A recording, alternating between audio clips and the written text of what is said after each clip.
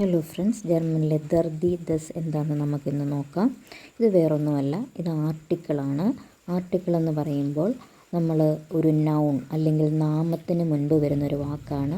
The ഇംഗ്ലീഷിൽ നമ്മൾ പറയുന്നത് പോലെയാണത്.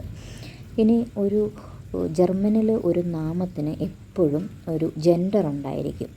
ഈ ജെൻഡറിനെ സൂചിപ്പിക്കാൻ വേണ്ടിയാണ് നമ്മൾ ഈ ആർട്ടിക്കിൾ ദർ ദി ദസ് ഉപയോഗിക്കുന്നത്. അപ്പം നമുക്കിതൊന്ന് നോക്കാം. ദർ എന്ന് പറയുന്നത് മാസ്കുലിനെ ഡിനോട്ട് ചെയ്യും. ഫോർ എക്സാമ്പിൾ ദർ മാൻ പുരുഷൻ, ദർ ലെയറർ അധ്യാപകൻ. അതുപോലെ തന്നെ ദി എന്ന് പറയുന്നത് ഫെമിനിനെ നമ്മൾ ഡിനോട്ട് ചെയ്യുന്നതാണ്. ഫോർ എക്സാമ്പിൾ ദി ഫ്രൗ സ്ത്രീ, ദി മുട്ടർ അമ്മ.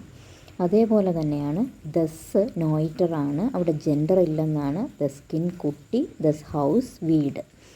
അതേപോലെ ദി വീണ്ടും നമ്മൾ യൂസ് ചെയ്യുന്നുണ്ട്, അത് പ്ലൂറൽ ഫോമാണ്, ഒന്നിൽ കൂടുതൽ വരുന്നത്. ഫോർ എക്സാമ്പിൾ ദി കിൻഡർ കുട്ടികൾ.